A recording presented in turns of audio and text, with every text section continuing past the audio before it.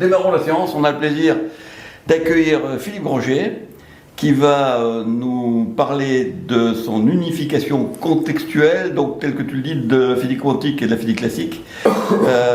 Tu n'as pas donné le nom de ton interprétation habituelle, CSL. Oui, non, j'ai beaucoup de titres possibles. Oui, voilà, ça s'en est. Mais celui-là sera très bien. Oui. Et donc, Philippe, tu as la parole. Merci. Merci Hervé pour l'invitation. Je vais vous parler de réflexion sur les fondements de la mécanique quantique. J'ai commencé ça à peu près il y a 20 ans. Vous voyez, le premier article que j'avais publié était en 2002. Donc je travaillais à l'époque à Polytechnique, j'étais prof à Polytechnique, j'avais pas mal discuté avec Jean-Louis Badevant. Il y a certaines inspirations qui viennent de lui en fait, mais j'ai un peu remis ça à ma sauce. Et puis ensuite ça a évolué, j'ai beaucoup travaillé avec Alexia Oufeb, qui était alors à Grenoble. Ensuite Alexia est partie à Singapour et on s'est un peu écarté. Je suis allé la voir l'été dernier, elle dirige un labo à Singapour, ça l'occupe à plein temps. Donc j'ai travaillé avec quelqu'un qui s'appelle Matthias van den Bosch, qui est en fait, dans sa vie quotidienne, il construit des fusées, des satellites, à Thalès, à Toulouse, mais il a une thèse de physique théorique et donc il s'est intéressé à mon affaire et on a pas mal travaillé ensemble. Et puis le dernier article, c'est un article commun en fait de tous les gens avec qui j'ai discuté. Donc il y a aussi une philosophe, vous voyez que Nella Farouki, avec qui j'ai aussi écrit des petits articles et avec qui on a beaucoup discuté. Voilà, donc le point de départ, vous connaissez tous, c'est la violation loophole-free des inégalités de Bell. Donc il y a eu 3 manips en 2005 qui ont violé les inégalités de Bell aussi bien qu'on peut le faire raisonnablement, c'est-à-dire que tous les échappatoires étaient fermés. Donc moi j'ai travaillé là-dessus comme étudiant avec Alain en 82, ça c'était en 2015, ça a pris du temps, mais les physiciens sont obstinés, ils y sont arrivés. Et donc vous voyez que Alain il a écrit, donc on a, en fermant les derniers loopholes, 3 tests expérimentaux des inégalités de Bell ont éliminé les derniers doutes qu'on puisse utiliser le réalisme local et ça ouvre la porte aux technologies quantiques. Donc le réalisme local, qui est une espèce de résumé des hypothèses de Bell que je ne vais pas rappeler, vous connaissez tout ça très bien, sont pas valables, sont contredits par l'expérience, par la mécanique quantique, par à peu près tout. Donc ça a plein de conséquences. Alors une conséquence sympa, vous la connaissez, ça a été le prix Nobel des 3 héros en 2002. Alain Clauser et Zellinger. Donc moi je vais plutôt revenir à la base là. À la base, cette question est une question philosophique. Qu'est-ce que le réel ? Qu'est-ce que la mécanique quantique peut nous apprendre sur le réel ? Donc il faut dire un peu, si on parle de réalité, quel point de vue philosophique on adopte ? Donc je vais vous dire quel est mon point de vue philosophique. Je considère que je suis réaliste. Et qu'est-ce que c'est que le réalisme pour moi ? Ça énerve Hervé, je sais. Le réalisme pour moi, c'est que le but de la physique, c'est d'étudier des entités du monde naturel qui existent indépendamment de la perception de tout observateur et qui obéissent des règles universelles et intelligibles. Alors je n'explique pas ça, c'est le fondement, c'est philosophique, mais je pense qu'il y a un réel externe, que nous on a équipé mentalement, c'est en fait, l'espèce humaine qui est faite comme ça, on peut comprendre et on peut agir. C'est fabuleux quand on y réfléchit, mais c'est mon point de départ. J'essaye pas d'expliquer ça. Quand on est dans ce cadre-là, on aime bien dire que des événements certains et reproductibles sont réels. Et donc, c'est un peu pour moi l'esprit de ce qu'avaient dit Einstein, Podolsky et Rosen, sans en aucune façon déranger un système. On peut prédire avec certaine certitude, avec une probabilité égale à 1, la valeur d'une quantité physique. Alors, il existe un élément de réalité physique correspondant à cette quantité. Donc ça c'est EPR, et puis vous savez, il y a tout le raisonnement ensuite, la mécanique quantique est incomplète, etc. Donc Bohr a répondu tout de suite que ça marche pas, non Albert, ne dis pas à Dieu ce qu'il doit faire. Les conditions même qui définissent les types de prédictions possibles qui concernent le futur comportement du système constituent un élément inhérent à la description de ce qu'on peut appeler réalité physique. Donc bon, je n'ai pas tout lu, mais bon, Bohr a la réputation d'être obscur. Moi, je trouve que c'est pas si obscur que ça. Et en tout cas, je voudrais revenir sur ces fameuses very conditions. Qu'est-ce que c'est que ces very conditions qui définissent les probabilités possibles ?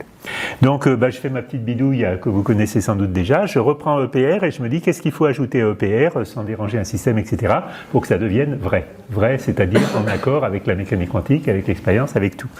Et je prétends qu'il ne faut pas changer grand-chose. il suffit d'ajouter quelques mots, en fait. Il ne faut pas déranger le système et il ne faut pas changer le contexte. Le contexte, c'est quoi? C'est l'appareillage qu'on utilise pour faire la mesure. Donc si on n'affecte pas le système et qu'on ne change pas le contexte, alors tout redevient certain et reproductible. C'est simplement si on fait une manip et si on refait la même manip, c'est une des bases de la mécanique quantique, on va retrouver le même résultat. Mais il faut refaire la même manip. Alors on autorise aussi le système à évoluer entre les deux, à ce moment-là ça reste certain, mais cette certitude reproductible, c'est le point essentiel qui requiert qu'on fixe le contexte ou qu'on connaisse l'évolution, etc. Et donc ce truc-là, c'est pas vraiment un état, donc j'appelle une modalité parce que vous allez voir plus loin que c'est pas un état. Donc ce que je prétends, c'est que c'est d'accord avec la certitude, comme Einstein voulait des certitudes. On a une certitude, c'est un truc prédictible, reproductible, etc. Et il y a les fameuses very conditions, et les very conditions, c'est le contexte en fait. C'est que l'objet quantique est dans un contexte qui est classique. Et donc ça nous dit que l'objet, ce que j'appelle l'objet physique, c'est pas l'électron, le photon, le bidule, c'est ce truc, ce bidule dans un contexte. C'est un système dans un contexte. Le système étant un objet quantique et le contexte étant classique. Voilà, donc le petit dessin, donc on a la réalité physique globale, nous l'observateur, le système quantique qui est toujours entouré d'un contexte qui est classique. Donc il n'y a pas de conscience, il y a des physiciens, alors on nous dit, bien sûr il y a des physiciens pour faire de la physique, mais pour moi ça c'est objectif, c'est-à-dire le système dans son contexte, c'est une réalité qui existe, voilà. Alors bien sûr il y a une séparation entre le système et le contexte, c'est le fameux Heisenberg cut, et j'y reviendrai dans la suite. Est-ce que j'ai le droit de voter observeur? Oui, tu peux. Encore, hein. Oui, ça marche. Alors, on n'est pas là pour en parler, mais normalement ça fonctionne encore. Oui, c'est objectif en ce sens-là. Oui. Mais une question qui va dans le sens de ce que demande Franck. Alors, on a l'observeur, d'accord, mais le contexte, est-ce que c'est obligatoirement un contexte, comme on a dit, un appareil de mesure en physique quantique qui est orienté à faire une mesure? Non. Ou est-ce qu'un contexte, ça peut être autre chose? C'est plutôt un état du monde classique, en quelque sorte. Ce qui veut dire que, par exemple, imaginons avant l'apparition des hommes, il n'y avait pas d'appareil de mesure, évidemment, non. Mais il y avait quand même des contextes. Il y avait quand même des contextes. C'était le monde classique tel qu'il est, c'est ça le contexte. Il ne faut pas de contrafactualité, c'est-à-dire c'est le monde factuel. C'est ça. Alors le monde factuel, quand c'est un appareil de mesure, c'est l'appareil de mesure, s'il est orienté comme ça, il doit être orienté comme ça et pas comme ça. Il ne faut pas changer au dernier moment. Voilà, alors comment tu définis la propriété d'un système dans un contexte qui n'est pas un appareil de mesure? C'est quoi? Ça correspond à quoi? On y reviendra tout à l'heure si tu veux.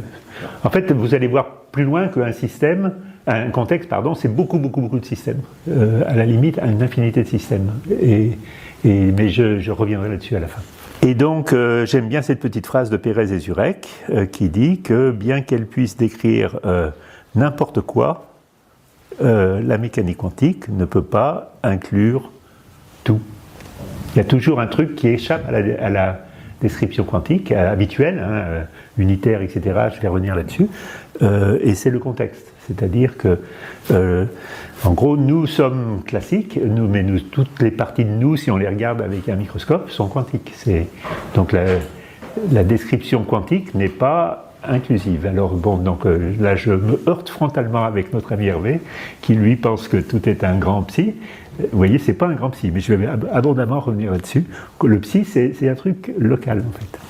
Bon, mais je vais revenir. Donc, une autre façon de le montrer, c'est avec des petits dessins. Puis après, j'arrêterai avec les petits dessins. Donc, classiquement, le contexte, c'est l'appareil de mesure, c'est un outil. Et puis, les propriétés appartiennent au système. Donc, l'observateur utilise le contexte appareil pour apprendre des choses sur le système. Et puis, ces choses, une fois qu'elles sont mesurées, elles appartiennent au système. Ce sont des propriétés du système. L'objet, c'est le système. L'ontologie quantique habituelle, c'est basé sur l'intrication. Vous savez, on intrique le système avec des ancilla, puis avec le contexte, puis avec l'observateur, puis avec tout et un. Et finalement, tout est mangé dans un grand psy dont on ne sait plus très bien ce qu'il veut dire. En particulier, ce truc-là, comme il y a plusieurs résultats aux mesures, ça conduit à plusieurs réalités macroscopiques, ce qui est fondamentalement pas vrai dans mon petit truc à moi, puisque j'ai toujours mon contexte qui écrante la réalité microscopique par rapport au monde macroscopique. Et donc, ça tolère mon postulat qu'il y a une réalité macroscopique unique. Il n'y a vraiment qu'un monde macroscopique.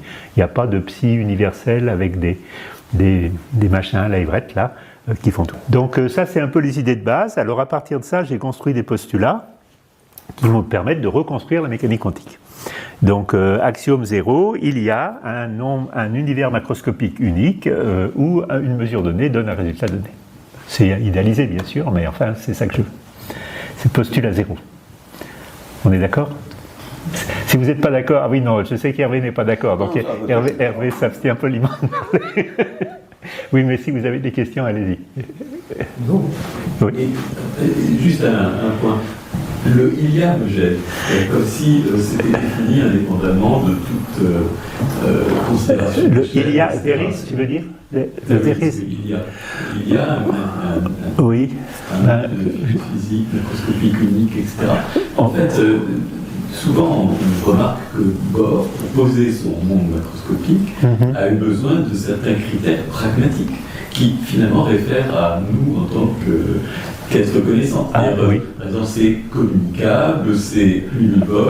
Oui. Alors, moi, ça, on en a parlé, même on discute beaucoup avec Franck. Moi, je ne mets pas spécialement de langage là-dedans. Je mets ce que j'ai dit au début, c'est cette aptitude de l'esprit humain à conceptualiser. Mais pour moi, c'est super naïf, quoi. Mon monde macroscopique, il est là. Et si moi, j'étais pas là, ou vous n'étiez pas là, il serait quand même là. Il y avait des dinosaures, on n'était pas là, mais il y avait quand même des dinosaures. Je crois que les dinosaures existaient. Ils n'étaient pas des vues de l'esprit. Hein, donc il y a bien un monde macroscopique unique. C'était pas des dinosaures. C'était pas des dinosaures. C'était quoi? La forme d'un dinosaure, les propriétés d'un dinosaure, renvoient à quelque chose de réel, mais ils n'existent pas comme réalité. Ils n'existaient pas comme réalité? Si, ce qui vient derrière. Il n'y avait personne qui les appelait des dinosaures, mais ça c'est sûr. Enfin, je pense à moins qu'ils étaient très malins. Mais comment vous allez. Il n'y a personne qui les voyait. Oui, mais. Donc l'image même d'un dinosaure n'était pas là. Peut-être qu'ils avaient des plumes, je suis d'accord. Non, la notion de plume comme partie d'un objet n'était pas là. Ben, je suis vous pas avez d'accord. peut-être des atomes organisés d'une certaine façon, des molécules organisées d'une certaine façon. Qui ressemblaient à des grosses bêtes là avec des pattes. Il y a un a priori philosophique qui se dit je pose cette action. Oui, c'était. Oui, non. Oui. Bon, il a le droit. Non, il a le droit. pas tout à fait. Pas tout à fait. Parce que là, on pose un monde indépendant de nous déjà là, avec des propriétés descriptives. C'est-à-dire qu'on pose un monde décrit. Parce que vous ne croyez pas que les dinosaures, c'était d'étranges assemblages d'atomes qui se dévoraient entre eux? Mais absolument. Mais c'est évident qu'ils sont là. Pardon? C'est évident qu'ils sont là indépendamment de nous. C'est évident. Mais les oui, pierres sont mais là on est indépendamment de d'accord. nous. Alors, je ne comprends pas le problème. Parce que si vous dites qu'ils sont là indépendamment de nous, c'est exactement ce que je dis. Non, indépendamment de nous, vous ne savez pas ce que c'est. Ce ne sont pas des choses, ce ne sont pas des objets, ce ne sont pas des propriétés, ce ne sont pas des... C'est quelque chose qui n'est pas encore décrit. Mais on s'en fiche que ce soit décrit. C'est bien le problème, oui. C'est ce qu'on disait tout à Oui, mais l'heure. alors c'est un réalisme vide. Pardon? C'est un réalisme vide. C'est un réalisme qui pose un a priori d'existence sans définir en quoi que ce soit ce qu'est cette existence. C'est ça le problème. Donc vous ne croyez pas qu'il y a des objets indépendamment de nous? Il n'y a pas d'objets indépendants, ce ne sont pas des objets. C'est pas des objets. Non. Bah, écoutez, Mais les petites bêtes là, c'est quand même des. Ce Ils sont vous font des très. Non, objets. c'est pas des objets, les petites bêtes. écoutez, on a fait Oui, non, on suffisamment va pas. d'études sur la façon dont nous, notre conscience, construit des objets. Comment, pour savoir qu'un objet, c'est très compliqué. Oui, mais vous voyez bien que. Un objet perçu, c'est très compliqué. C'est mon premier truc là. Hein. Mon premier truc, Oui. c'est qu'il y a une réalité qui existe indépendamment de nous, de notre Mais perception, et absolument, qu'on est vous capable avez de totalement comprendre. raison. Et donc, quand on n'était pas là il y a 65 millions d'années, il y avait bien ces grosses bêtes que maintenant on peut Non, ce ne reconstruire. sont pas des grosses bêtes qui étaient là. Ah bon. Il y a une réalité qui était là. Bon, ok. Non, d'accord. et non, et c'est quand même très important. Vous dites qu'il y a une réalité qui est là, mais là ce que je vous dis, c'est que cette réalité, elle n'est pas encore connue en quoi que ce soit. Donc vous avez une réalité point d'interrogation qui est là. Ça, oui, ça C'est vous comme pouvez le dire. Hervé, vous voulez de la perception partout. Tant qu'on n'a pas perçu, il n'y a rien. Alors, Il y a quelque chose, mais qui n'est pas un objet perçu. Alors, je peux- C'est quand même extraordinaire. Oui. Mais je ne dis pas que c'est un objet perçu, puisqu'il n'est pas perçu, mais je dis que c'est un objet. Ce n'est pas un objet. Un objet, c'est de la lumière qui envoie des choses et qui sont traitées par votre rétine, après par votre cortex, etc. Donc, Et qu'il y ait des lumières, qu'il y ait de la lumière et de l'information dans les rayons lumineux, certainement. Mais ça, c'est pas un objet. Je vous ai dit au début, si vous ne croyez pas à mon petite approche réaliste, Si vous effectivement, après, on avez y comprend raison rien. d'être réaliste, Il faut le faire. Oui. vous avez raison. Simplement, il faut juste reposer un petit peu ce que dit Jean, c'est-à-dire, je peux imaginer que, à l'époque où il y avait des dinosaures, comme tu le dis, il y avait des dispositions à ce que quelqu'un puisse voir cela comme dinosaure.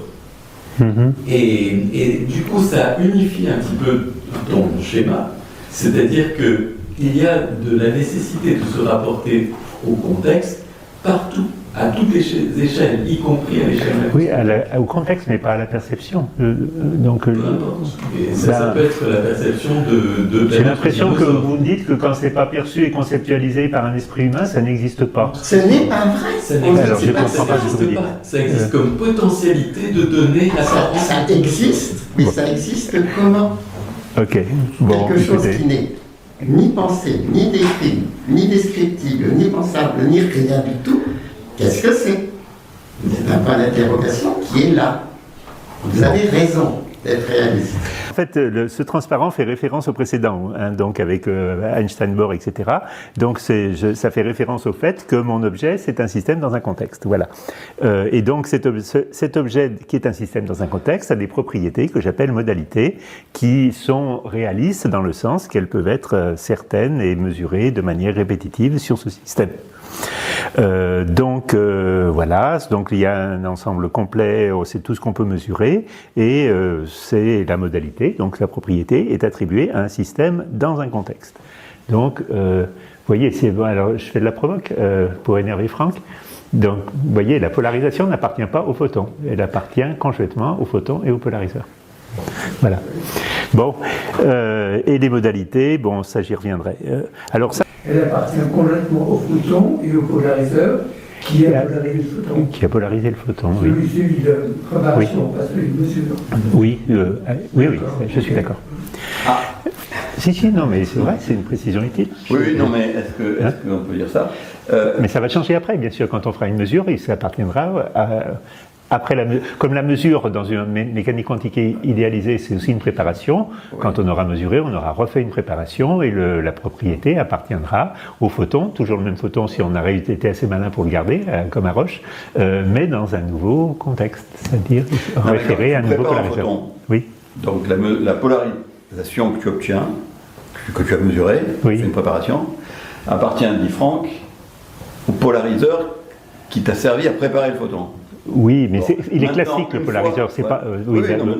Maintenant, une fois que ça c'est fait, tu as une modalité avec ton polariseur qui fait que tu as une certitude sur l'état de polarisation de ton photon. Oui.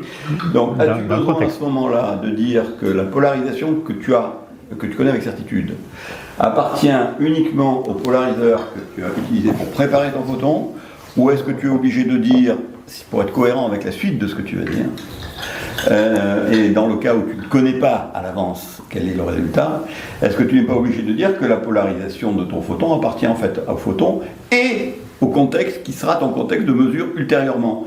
La question c'est de savoir si ça appartient au polariseur d'avant ou au polariseur d'après. Polariseur d'avant. Sauf quand je fais une mesure, et quand je fais une mesure, je change de contexte, mais je reviendrai tout à l'heure là-dessus. Et la mesure, c'est une nouvelle préparation. Si tu as un photon qui débarque, qui n'a pas été préparé, eh bien la polarisation, elle appartient au polariseur qui va servir à faire la mesure. Non, tant qu'elle n'a pas fait, tant que la mesure n'a pas été faite. Par exemple, j'ai un interféromètre, je rentre par là, je partage mon photon en deux, je fais une superposition de ces deux-là. Là, j'ai pas fait de mesure encore. Donc je peux recombiner mon truc et je retrouve mon photon initial. Oui. Donc vous voyez que tant que la mesure n'a pas été, on dit parfois actualisée, c'est l'ancien contexte qui fait référence. Je peux faire des transformations unitaires sur mon système en se référant toujours à l'ancien contexte. C'est seulement quand on fait une mesure, c'est ça qui change des choses, mais je donnerai plus de détails, qu'il se passe des choses. Et alors ne me dis pas surtout que le photon tout seul porte la polarisation, parce que donc, je te donne le photon, tu es incapable de trouver la polarisation. Donc ce n'est pas une propriété objective du photon. Attends. Là, t'as dit, enfin, on va pas te couper toutes 5 minutes. Non, mais ça c'est important. Parce que tu n'es pas capable de la connaître, il ne la porte pas. Surtout quand on est réaliste. Si tu es réaliste, tu peux admettre que quand on est réaliste, on suppose que les propriétés, qu'on les connaisse ou pas, elles sont là. Donc ne me dis pas que parce que tu ne la connais pas, il ne la porte pas, parce que c'est contraire avec ton hypothèse de départ de réalisme. Non, pas du tout. Non, attends, Hervé, tu ne peux pas dire ça, franchement. Qu'on dise que ce soit une propriété conjointe. D'abord, il me semble qu'empiriquement, il faut d'abord faire une préparation avant de faire une mesure. Sinon, ça ne signifie rien du tout. C'est ce que dit, je pense, Philippe. S'il n'y a pas de préparation pour dire comment le photon qu'on envoie dans l'appareil de mesure, il a une fonction d'onde qui est bien déterminée, on ne peut rien dire. C'est-à-dire que le photon non préparé, il n'a pas de propriété, enfin, au sens... On peut définir mathématiques, c'est des matrices densité, mais c'est pas. Il n'a pas la propriété modalité au sens. La propriété modalité, si on se réfère au formalisme actuel, c'est un état pur. C'est connu, c'est déterminé, c'est reproductible. Oui. Et donc là, il faut une préparation et des mesures. C'est très idéalisé tout ça, mais je vais d'un état pur à un autre état pur. Voilà. Bon, ok. Donc ça, c'est juste le paysage. Après, le truc actif, c'est le suivant, que j'appelle quantification contextuelle. C'est que, étant donné un système, quand je fais une mesure, je peux avoir n résultats distinguables et qui sont mutuellement exclusifs. C'est-à-dire, si j'ai l'un, j'ai pas l'autre. Et c'est n, ce n est une propriété du système. Donc c'est la dimension, ce sera la dimension de l'espace de Hilbert, mais là j'ai pas d'espace de Hilbert, c'est la dimension et ça caractérise mon système. Par exemple, si c'est 2 spins, eh bien j'ai 4. Et quoi que je fasse, je ne peux avoir que 4 résultats mutuellement exclusifs. Quoi que je fasse, n'importe quoi, c'est ça qui définit mes 2 spins, c'est un résultat parmi 4. Si je fais une mesure, j'ai un résultat, et je donnerai des exemples tout à l'heure. Donc ça, c'est fondamental, ça c'est très très puissant. Vous voyez bien que ça veut dire en particulier que si je fais une autre mesure qui donne aussi 4 résultats, je ne peux pas combiner ces mesures, parce que ça me ferait 8 résultats. Donc ça force une description probabiliste.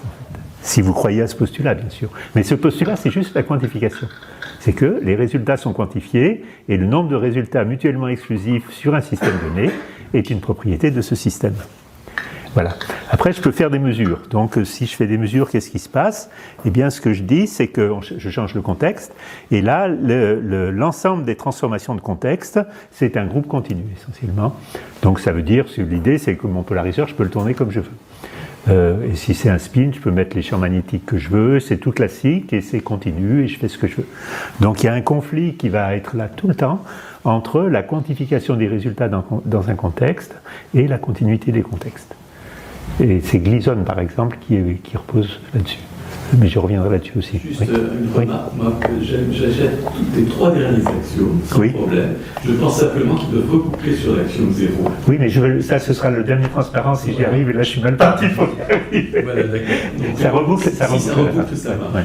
Mais sinon, je trouve qu'il y a une espèce de rupture. Ah ben, c'est parce qu'on m'a beaucoup embêté. Vous avez vu ça annonce la couleur. Ça déclenche les patients. Ça annonce la couleur. Ok. Les dinosaures, c'est comme ça. Non, mais les dinosaures, vous voyez. Ben non, les dinosaures, pour moi, il est dans le contexte, il n'est pas quantique, justement. Ma quantification des propriétés, elle ne tient pas debout, ça n'a aucun sens. La quantification des propriétés, non, la quantification à n fixe, c'est vraiment non classique. Ça n'a rien à voir. Ah bon.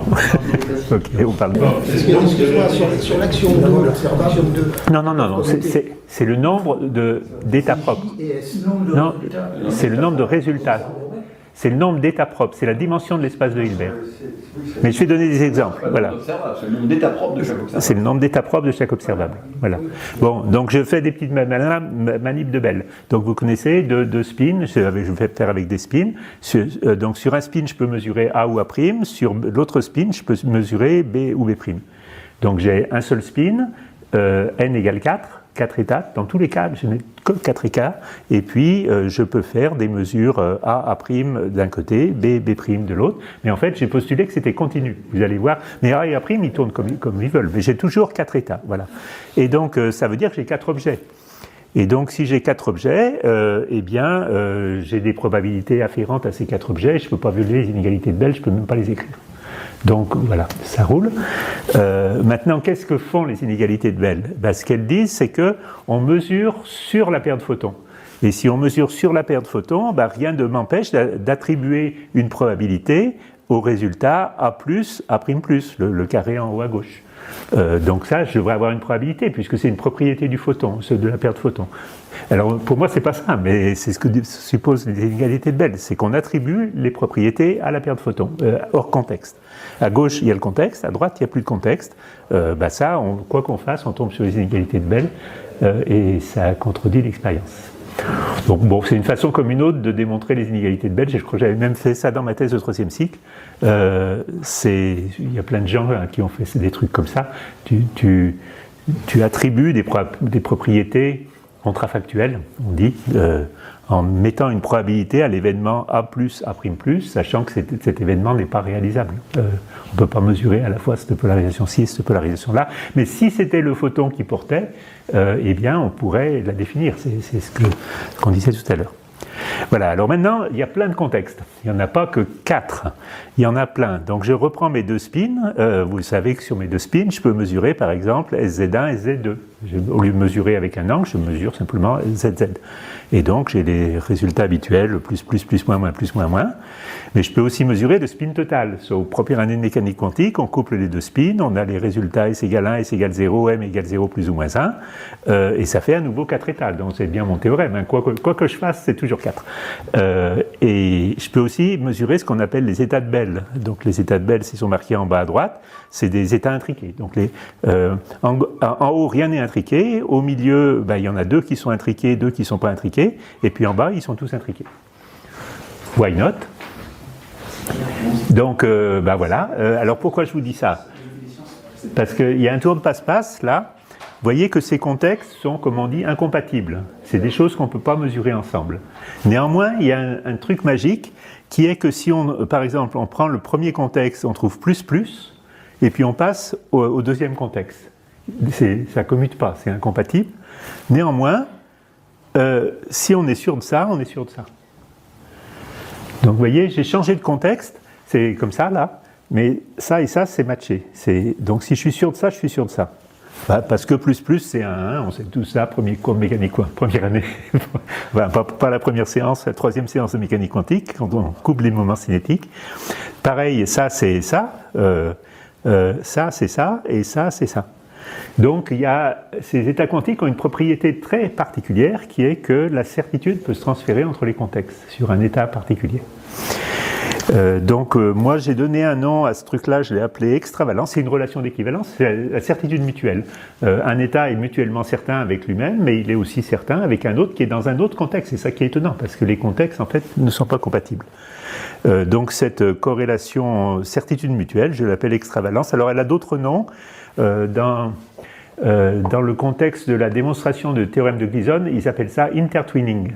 Donc on dit que les 2 contextes sont intertwined parce qu'ils partagent un état en gros.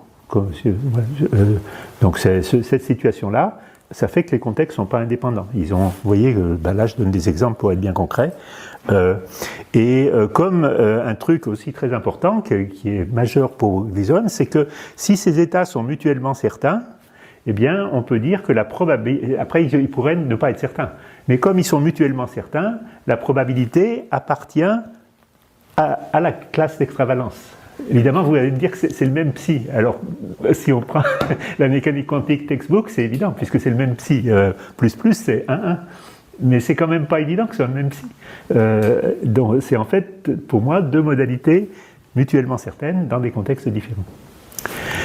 Donc j'essaye de me débarrasser du formalisme en fait et de ne considérer que des évidences empiriques. Alors ce que je dis là, on peut dire c'est un peu abstrait, mais non, après 100 ans de mécanique quantique, c'est complètement trivial. Absolument personne ne va mettre en doute que si on fait n'importe quelle expérience pour vérifier ça, ça va vérifier. Donc je considère que ça, ce que je dis là, ce sont des évidences empiriques. Après les Lupol-Fruebel tests, ce serait quand même très étonnant que ça ne marche pas. Voilà, et donc après, j'oublie la mécanique quantique et je dis comment construire une théorie qui fait ce que je viens de dire. Donc ce que je viens de dire, c'est quoi? Je veux n, toujours n, modalités mutuellement exclusives dans n'importe quel contexte, et je veux pouvoir transférer la certitude d'une modalité entre les contextes. Donc je veux un formalisme mathématique qui me fasse ça. Donc je ne vais pas le déduire, parce que moi j'ai appris quand j'étais petit qu'on ne déduit pas les formalismes mathématiques, on les induit. C'est-à-dire on les pose et puis on regarde si ça fait ce que je veux. Donc je le pose, je vais dire, je vais associer à mes classes d'extravalence en fait des projecteurs. Donc je veux attribuer un projecteur n par n de façon à ce que des projecteurs orthogonaux correspondent à des événements mutuellement exclusifs. Donc un contexte, c'est n projecteurs orthogonaux, et le même projecteur correspond au transfert de certitude. Voilà. C'est relativement innocent. Bon, voilà. Bon, je construis. En tout cas, je peux toujours faire ce modèle et puis voir ce que ça donne. Donc, comme la probabilité, il y a des certitudes mutuelles, la probabilité n'appartient qu'à la classe d'extravalence, qu'à l'état, on dirait. Et, vous voyez, les probabilités sont non contextuelles, puisqu'elles sont les mêmes là, dans la mesure où c'est la même classe d'extravalence, ou le même psi, on dirait. Mais bon, j'ai pas de psi vraiment encore là. Et puis aussi, mais les probabilités dans un contexte donné sont 1. Ok, ça roule. Et quand tu parles d'un projecteur, tu sous-entends projecteur avec un espace. Oui. Donc tu as introduit un espace d'état. J'ai introduit un espace des états. Je pourrais dire oui, un espace des états. Je préfère, en fait c'est une algèbre. Je préfère dire des projecteurs. C'est des projecteurs orthogonaux parce que les projecteurs, mais en fait en pratique c'est équivalent. On le sait bien. Écrire psi ou écrire psi quai de bras là, c'est le même objet en fait. Donc je préfère parler du quai de bras que du psi tout seul. Mais je suis complètement d'accord. Ça revient à dire que les projecteurs, je pense qu'en algèbre, on peut les considérer, c'est des machins P croix égale P et P2 égale P, idempotent et tout ça, c'est des objets algébriques. Alors on peut définir des projecteurs, on peut aussi les définir géométriquement, mais enfin tout ça, voilà. Je fais pas trop de maths en fait, mais voilà. C'est pas ça qui est le point essentiel. Donc le point essentiel, c'est que j'ai mes projecteurs, ok, j'admets qu'ils agissent dans un espace. Et après, j'ai mes deux théorèmes diaboliques qui s'appellent le théorème de Houlorne et le théorème de Gleason. Donc le théorème de Houlorne, il dit que, voilà, c'est écrit, donc on considère deux contextes. Donc un contexte, c'est des n projecteurs orthogonaux. Et je veux que quand je change de contexte, si j'ai n projecteurs orthogonaux, la transformation qui change de contexte dans l'espace des projecteurs conserve l'orthogonalité. Et si c'est vrai, le théorème de Houlorne, il dit que ça doit être une transformation unitaire ou anti-unitaire. Hein? Donc Franck a écrit un petit chapitre à ma demande. Voilà, et donc ce que tout le monde connaît en général, c'est le théorème de Wigner. Le théorème de Wigner dit la même chose, mais en supposant que ça conserve le module du produit scalaire. Et vous voyez que Houlorne, il dit que c'est une hypothèse beaucoup trop forte. Il suffit de conserver le module du produit scalaire quand il vaut 0. C'est-à-dire, il suffit de conserver l'orthogonalité. Et si tu conserves l'orthogonalité, tu as une transformation unitaire ou anti-unitaire. Et puis après, donc, je rajoute un petit truc en plus petit, que comme je veux tourner à partir de l'identité, je veux pouvoir ne rien faire, ce qui est connecté continuellement à l'identité, parce que je veux que ce soit continu, c'est les transformations unitaires et pas anti-unitaires. Je n'ai pas trop réfléchi aux transformations anti-unitaires, je dois dire, mais j'ai ce petit argument qui permet de les mettre de côté. Et donc, mon système, les projecteurs qui décrivent mon système évoluent de manière unitaire. Ce qui est sympa. Tu n'as que des espaces de dimension finie, d'ailleurs. J'ai que les espaces de dimension finie, oui. D'ailleurs, tu verras, ça va un peu cafouiller. Alors, disons, on le sait mathématiquement, c'est infini dénombrable, c'est tolérable. Tout se passe bien si on reste dans l'infini dénombrable. Les bases hilbertiennes, en quelque sorte. Mais après, infini non dénombrable, alors là, ça explose complètement, mais j'y reviendrai tout à l'heure. Voilà, donc ça c'est Houlorne, donc ça me donne les transformations unitaires qui ne sont pas du tout des transformations des contextes, c'est des transformations du système, c'est pas global, quoi, c'est local, voilà. Et puis après, j'ai le théorème, l'autre, Gleason. Alors c'est encore plus fort. Alors, Euler n'est pas facile à démontrer, Gleason est carrément difficile à démontrer, mais les hypothèses, je me suis débrouillé pour que ce que je vous ai dit avant, c'était soit les hypothèses du théorème de Gleason, en particulier l'extra-contextualité des probabilités, le fait que la probabilité dépend du projecteur et pas des autres, d'un projecteur et pas de ceux qui sont autour. Ça, c'est essentiel pour Gleason, et ça nous donne la règle de Born pour des états purs ou pas purs, etc. Voilà, donc je dis, vous voyez, c'est... les théorèmes, ils sont bétonnés, quoi. On n'y peut rien. Donc, ça veut dire que si l'unitarité ou la règle de Born sont faux, ça voudrait dire que mes hypothèses sont fausses. Mais on n'a aucune évidence de ça. Donc, je suis content. J'ai fait mon petit truc inductif, j'ai mes théorèmes et je trouve la mécanique quantique. Oui, why not? Alors, qu'est-ce qu'on... Donc, vous voyez, un projecteur, un psi ou un psi-psi, comme on veut, ne définit pas une modalité, puisque dans la modalité, j'ai besoin du contexte. Donc, ça définit une classe d'extravalence.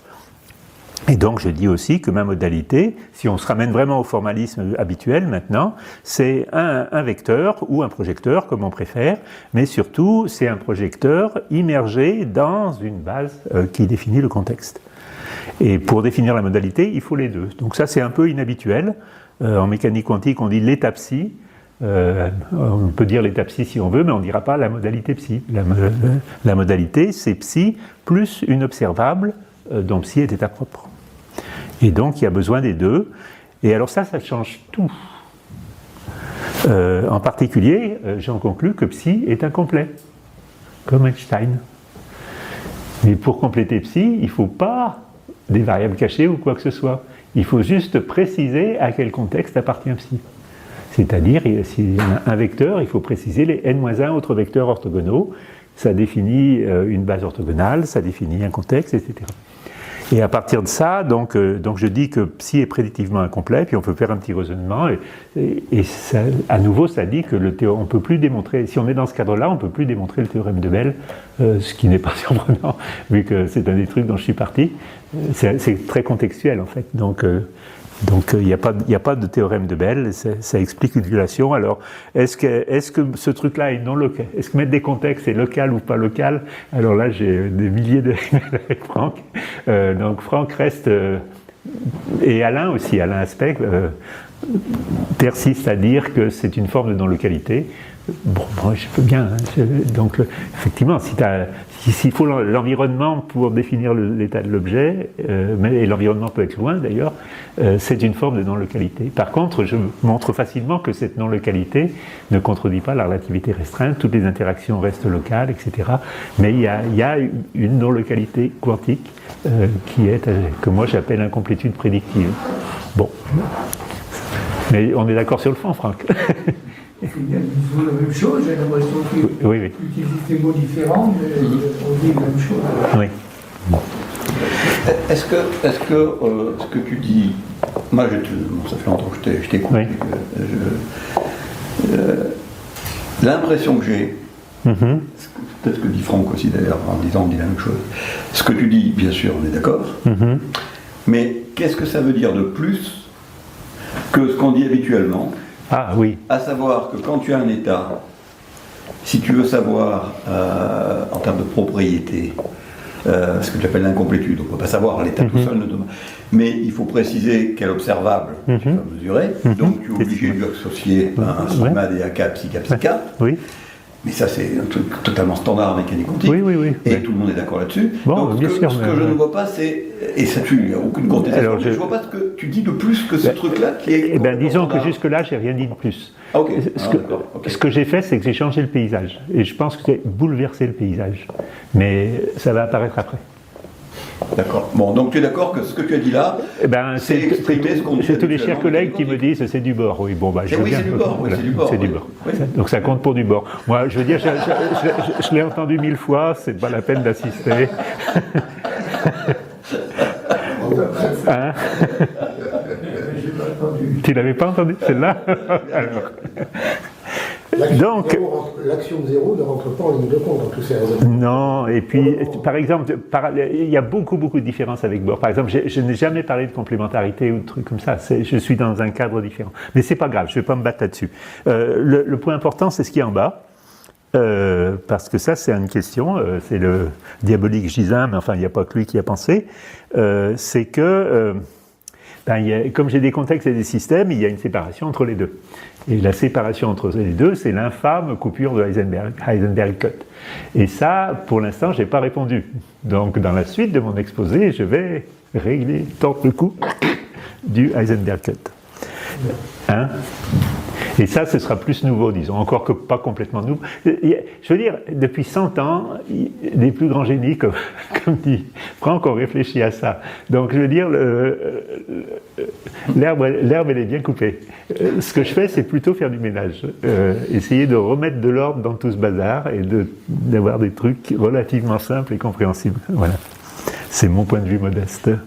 Voilà, donc, comment régler le sort des contextes ? Donc, le plus simple, c'est de dire un contexte, c'est un gros système, mais gros, carrément gros. Quand on a plusieurs systèmes, on met des produits tensoriels, on sait faire ça, et puis laissons simplement croître le nombre de systèmes à l'infini, dénombrables. On peut les compter, mais il y en a beaucoup.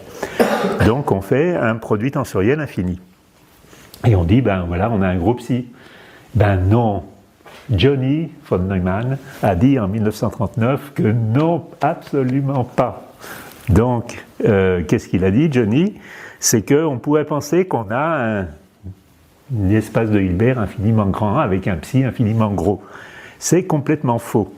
Von Neumann, citation, donc les produits tensoriels infinis diffèrent essentiellement des finis par le fait qu'ils explosent en plus petits morceaux qu'il a appelés des produits tensoriels incomplets. Donc ce qui se passe peut être décrit en terminologie quantique comme un partage du très gros produit tensoriel en système qui ne s'intercombine pas d'états, qu'il appelle produits tensoriels. Donc direct, c'est des tensoriels, c'est juste du vocabulaire, ça, c'est des produits tensoriels incomplets. Donc l'espace de Hilbert à l'infini explose. Il n'existe plus, il n'y a pas de groupe psi. C'est mathématiquement faux. C'est une limite qui n'est pas bonne. Et les mathématiciens ont compris ça depuis longtemps, Johnny, 1939. Qu'est-ce qui se passe ? D'abord, il faut faire tendre le nombre de systèmes vers l'infini. En physique statistique, on fait ça couramment. Donc, si on a n systèmes microscopiques, on fait tendre n vers l'infini, et puis on sait que tout ça, ça fonctionne très bien pour les transitions de phase, etc. Donc, je ne sais pas pourquoi, en physique statistique, prendre des limites thermodynamiques, comme on dit, infinies, ça se fait très couramment et ça traumatise personne. En physique quantique, c'est pas ça, c'est pas vrai. Tout le monde aime pas, les gens n'aiment pas l'infini. Si on a un système Hn, je prends une dimension d et puis je fais un produit tensoriel, et je fais grossir. Donc on pourrait dire, regardons ce qui se passe à l'infini. C'est que des maths finalement. Il n'y a pas la peine de se traumatiser. Je ne dis pas qu'il y a un nombre infini de particules dans l'univers.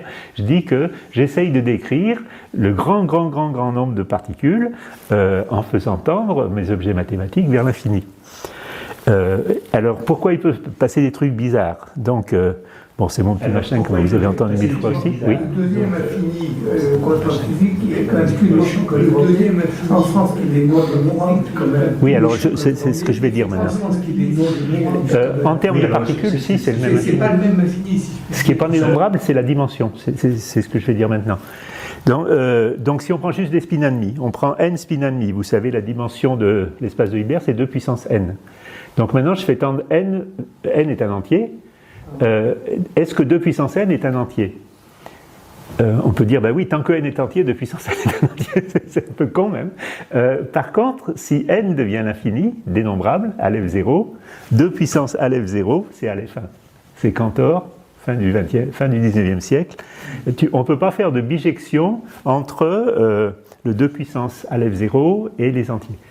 c'est une autre façon de le dire, c'est le nombre de parties d'un ensemble. Vous prenez un ensemble de taille n, vous mettez 1 ou 0 suivant que la partie appartient ou appartient pas, et donc le nombre de parties d'un ensemble, eh bien, un cardinal qui a la puissance à f1, c'est la puissance du continu. Alors 1 ou pas 1, disons. Non, ça c'est bon. C'est bon, Du moment que tu ne dis pas que c'est l'hypothèse du continu, bon, ok. et que tu appelles ça la puissance du continu. La puissance, bon, ok, voilà. Par contre, tu dois pas dire après, oui, l'hypothèse du continu, c'est de dire qu'il n'y a rien entre les deux, et ça c'est pas à la fin. mais ça ne me sert pas en fait. Parce que le fait que ce soit à la fin, c'est l'hypothèse du continu, Enfin, bon, et ça personne ne sait. En tout cas, ça montre que il n'y a plus de base dénombrable pour le coup, donc il n'y a plus de base hilbertienne, donc l'espace est non séparable, puisque séparable c'est équivalent à l'existence d'une base hilbertienne, et donc à nouveau on sort complètement de la textbook Quantum Mechanics. Juste un petit point, parce que quand tu as des mathématiciens dans la salle, ils vont te faire la remarque, enlève le LF1. Mais 2 puissance à l'F0 égale la puissance du continu qui est strictement supérieure à l'F0. Personne ne te dira que c'est faux. Oui. Si tu mets à l'F1, un mathématicien va dire c'est faux. Oui, Enfin, non, parce que n'en sait rien. non, parce que du coup je titille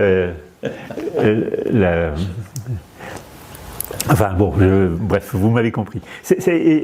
J'insiste, tu vois, c'est un spoiler, c'est un hint, c'est pas rigoureux du tout. Mais après, je vais faire un poil plus rigoureux que ça quand même. Mais c'est juste pour faire comprendre qu'il se passe quelque chose d'anormal. Voilà, bon, je continue.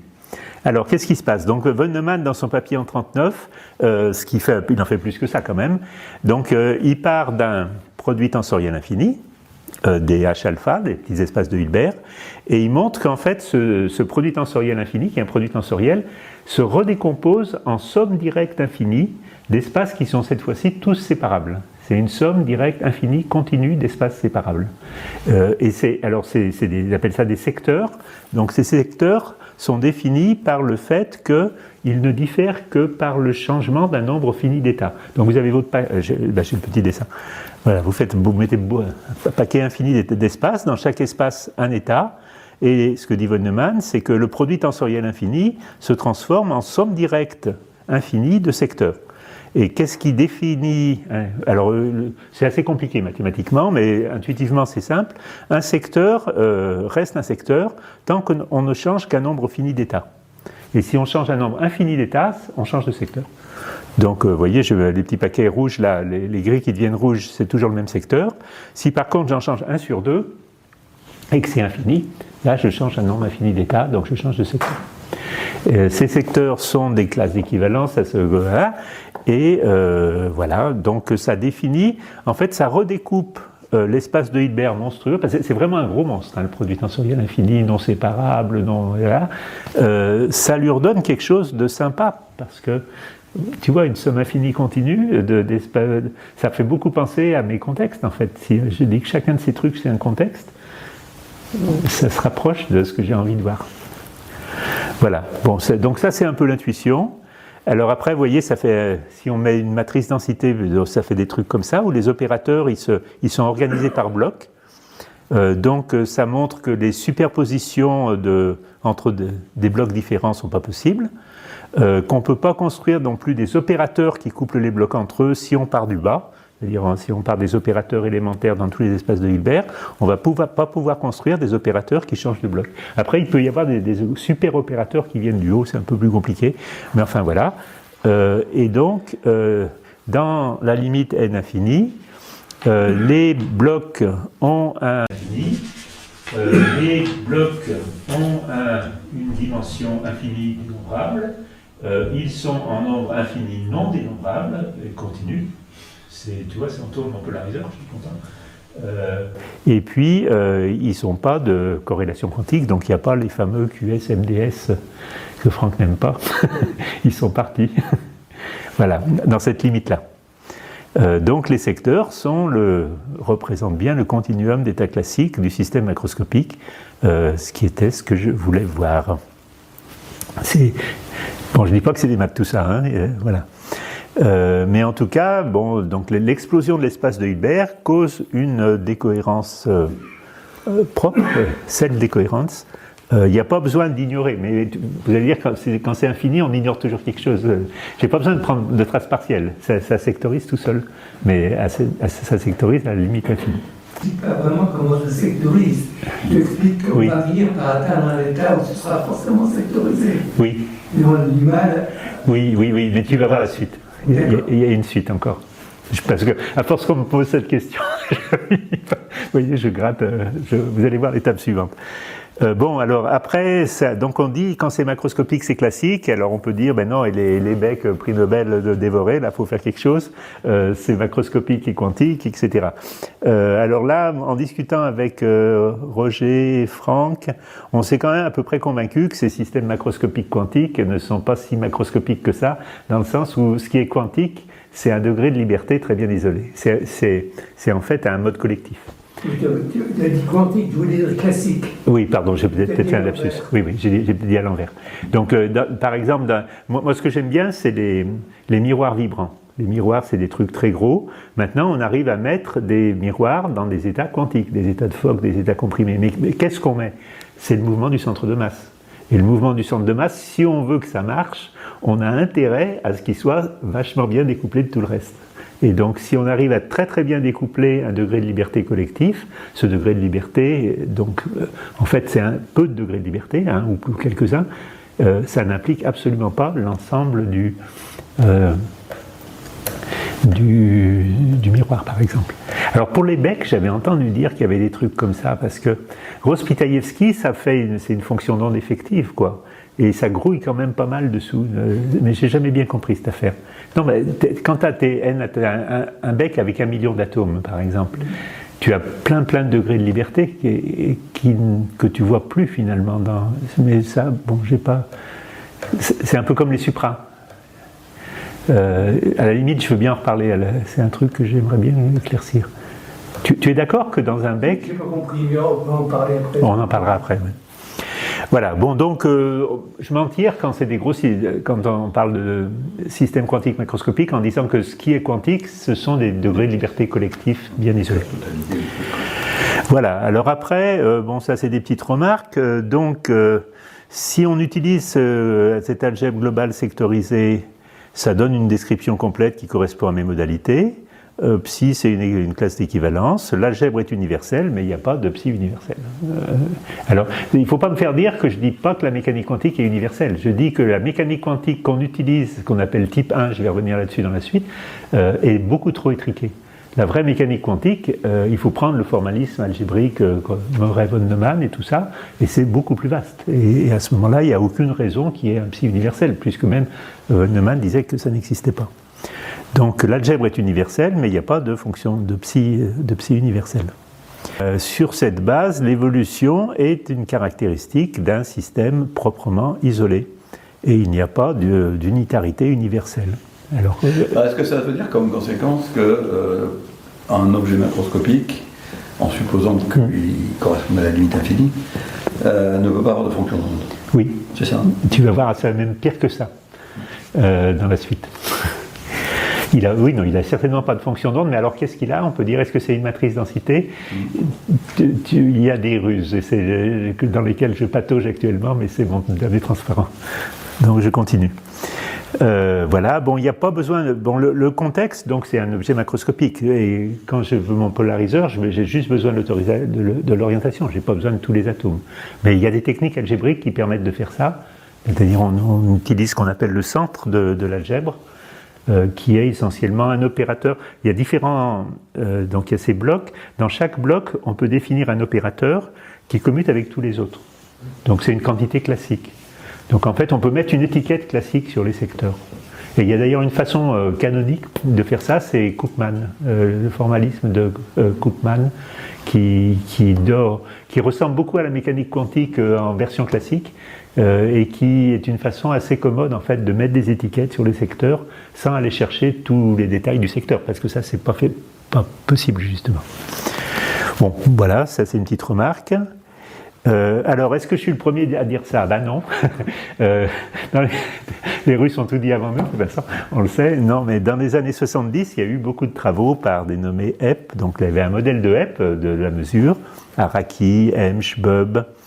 Et puis, donc, c'était actif dans les années 70 et ça a sombré au début des années 80, c'est-à-dire plus ou moins quand j'étais en DEA. parce que est apparue la décohérence Z-Urec et Z-Urec. Alors le problème de ces machins, vous allez voir, c'est que mathématiquement, c'est vraiment pas sympa, quoi. C'est dur mathématiquement.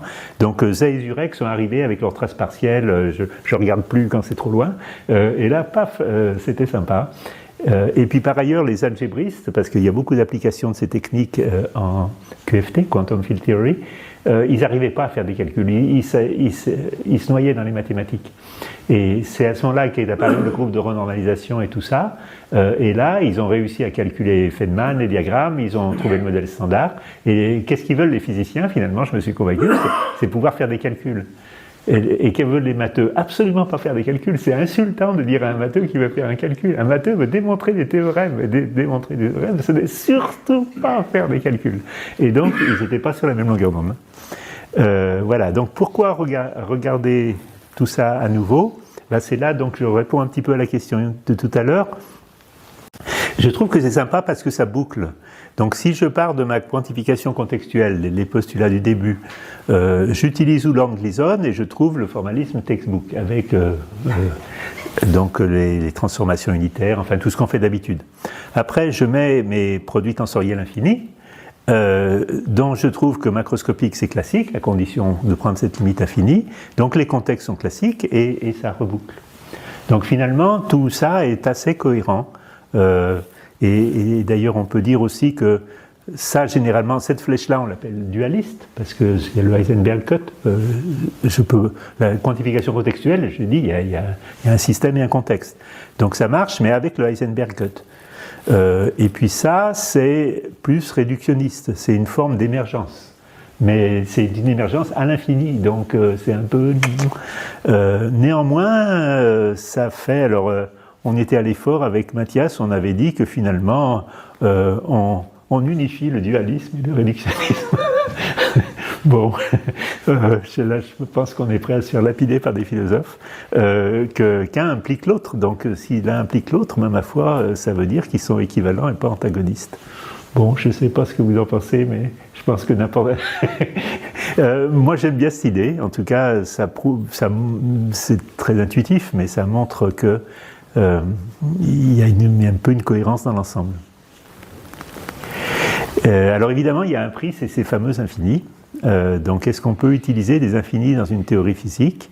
D'abord, on le fait tout le temps. Je veux dire, dès qu'on prend des dérivés, des intégrales, du point de vue mathématique, on utilise des infinis. On est d'accord, Hervé? Non? Oui, à peu près, plus ou moins. Donc, sur le côté mathématique, bon, ça c'est justement, c'est là que ça devient un petit peu work in progress, tu vois, c'est que, en fait, effectivement, les énoncés mathématiques sont vrais à l'infini, mais on peut trouver des façons de s'y approcher un peu plus en douceur. Et je vais revenir là-dessus au transparent suivant. La limite sectorisée se construit graduellement, mais c'est pas si bon. Enfin bref, c'est un peu chaud, mais je vais en reparler. Et puis, c'est peut-être plus l'épistémologie, en fait, qui est importante. C'est que moi, ça ne me gêne pas du tout d'utiliser une description mathématique pour décrire l'univers physique. Une description mathématique infinie, c'est-à-dire mettre de l'infini dans les maths et dire c'est une description. Et si cette description-là fonctionne, je ne vois pas pourquoi je m'en priverais. Vous savez ce que Hilbert avait dit, là, personne ne nous chassera du paradis que Cantor a préparé pour nous. C'était pas pour la même raison. C'était pas pour la même raison, et lui il disait justement que la réalité, il fallait pas mettre de l'infini dans la réalité ou de la réalité dans l'infini, mais je ne vois pas pourquoi il chasserait les physiciens du paradis. Voilà. Bon, c'est aussi un peu spéculatif. Donc les éléments conceptuels d'un modèle ne sont pas des éléments de réalité pour le coup. C'est pratiquement ce que pourrait dire Chris Fuchs. Ah, ça y est, il me répond. Sur ce point. Oui, peut-être, je ne sais pas. Je prends un vecteur d'état, c'est pas un élément de réalité, c'est autre chose. Alors l'autre chose, c'est pas le même motif. Oui, mais non, mais il est complètement immergé dans le subjectivisme, alors que moi j'ai commencé par dire que les dinosaures existaient sans nous. Si tu réussis à dire que la conception est fixée pour Chris Fuchs, là tu as fait un pont d'une audace assez importante. Là, c'est pas pire que le réductionnisme et le dualisme. C'est vrai. Bon, Mais sur alors, l'infini- j'ai encore un transparent. Et sur Allez. l'infini, quand même, sur l'infini, la théorie des champs, on n'arrête pas d'avoir des infinis partout. C'est une théorie infinie. On Oui, ne parle oui. pas de particules en théorie. Oui, on alors la parle de théorie champs. des champs, donc... Donc il y a un moment, il faut faire la jonction. C'est très très subtil. Il y a un chapitre très rigolo dans Streeter et Whiteman. Vous connaissez Streeter et Whiteman, qui est oui, un peu la Bible. C'est le théorème, c'est le bouquin qui s'appelle Spin Statistics and All That, quelque chose comme ça. Oui, c'est ça. Ouais. Mais le gros défaut, c'est qu'il ne parle pas du tout des théories de jauge. Et donc, Parce que et en ça plus, n'existait pas à l'époque. donc il en parle de ça, des produits tensoriels infinis à la von Neumann. Il dit c'est moche, regardez pas ça. Je résume, mais c'est en gros ça qu'il dit. Bon, effectivement, s'il ne regarde pas ça, il se met dans un secteur et après, il n'a plus besoin de ça. Donc, oui. Et alors après, quand on fait de la théorie des champs, c'est des espaces de Fock plutôt. Et les espaces de Fock, on retombe assez bien sur des formalismes type 1, sans aller trop s'embêter. Mais bon, encore, il y a plein de trucs cachés sous le tapis. Alors, what next? Donc, question. Ça, c'est la question favorite de Roger Ballian qui me propose un email sur 2. Qu'est-ce qui se passe pendant la mesure? Parce que j'ai mon contexte, mon système, et puis je change de contexte, je change pas de système, mais j'ai un nouvel état du système. Il se passe un truc. Et ce truc, justement, je peux pas le décrire. Enfin, je le décris via Gleason et la loi de Born, mais les détails de ce qui se passe, justement, c'est un peu bizarre, cette désectorisation, en quelque sorte. Bon, qu'est-ce qui se passe pendant une mesure? Et puis, l'autre question, ça c'est plutôt Franck qui me la pose. L'infinité c'est loin, l'infini c'est loin, comme disait Woody Allen, l'éternité c'est long, surtout vers la fin. Et est-ce qu'on peut s'en approcher de manière plus douce? Alors voilà, donc je passe beaucoup de temps là-dessus. Alors il y a des trucs à dire quand même, il y a beaucoup de trucs à dire. En fait, il y a des bouquins entiers qui sont ignorés des physiciens. Mais enfin bref. Donc quand on fait ça, quand on se place dans un cadre algébrique, il faut l'évolution hamiltonienne ne fonctionne plus et il faut la remplacer par un truc qui s'appelle le flot modulaire de Tomita Takezaki. J'ai encore des transparents, je peux vous en dire plus là-dessus. Mais bon, en gros, c'est le petit machin qui est là. Donc, traditionnellement, un opérateur évolue avec les équations de Heisenberg. Quand on est avec ces algèbres infinies, ça marche plus. Il y a cette équation qui ressemble un peu. Donc le A, il évolue via un sigma t oméga de A qui s'appelle donc le flot modulaire. Le delta, il s'appelle l'opérateur modulaire. Et la grosse différence, c'est que le delta dépend de oméga. Il dépend de l'état. Donc l'évolution temporelle dépend de l'état. Ça, c'est fondamental pour ce formalisme et c'est complètement... Le exponentiel EIHT, il ne dépend pas de l'état, il s'applique à l'état. Donc si vous remplacez le EIHT par un truc qui dépend de l'état, évidemment, ça change tout. Et alors après, il y a des états particulièrement pertinents pour delta, qu'on appelle des états KMS, je peux en dire. Donc c'est des états thermiques en fait. Bon, et ce qui se passe, c'est que ce flot modulaire, il fait exactement ce qu'on veut pendant la mesure, c'est-à-dire en gros qu'il éjecte certains opérateurs de l'espace accessible. Donc on n'y a plus accès, et donc ça rend le truc intrinsèquement irréversible. Je ne dis pas que j'ai tout compris, je répète un peu ce que j'ai lu. Voilà, et donc il y a une irréversibilité intrinsèque qui apparaît à cause, dans le cadre de cet opérateur modulaire de Tomita Takezaki. Alors il y a des bouquins entiers, des centaines de pages écrites là-dessus, c'est que des maths. Alors je dis que... Tu vois, et les maths, je répète, que veulent faire les matheux? Ils veulent démontrer des théorèmes, faire des calculs, mais ils n'en ont rien à secouer. Ça ne les intéresse pas. Donc après, tu dis, et mon calcul, il est où? Tu ne le trouves pas. Ça, c'est quelque chose sur quoi insiste beaucoup à Lincoln. Enfin, oui. Alors, à Lincoln, il a encore... oui. Intrinsèque. Oui, c'est le temps thermodynamique. Je peux vous en dire, j'ai quelques transparents de plus si ça vous intéresse. Et puis après, il y a l'autre truc, comment on s'approche de l'infini. Alors là aussi, c'est vraiment des réflexions en cours. Si on parle juste de l'infini, En fait, on n'a rien à attraper. Et un physicien, s'il n'a rien à attraper, il est désespéré. Il faut quand même mettre des trucs dans la marmite. Donc, ce que c'est le comportement est en général dépendant du modèle. Donc, faisons un petit modèle. Donc, on fait des petits modèles, et ça, on peut les faire. Ils existent même déjà plus ou moins. Donc je fais une chaîne infinie de spin, qui est mon contexte infini. Si je dis juste c'est une chaîne infinie de spin, bof, il ne se passe pas grand-chose.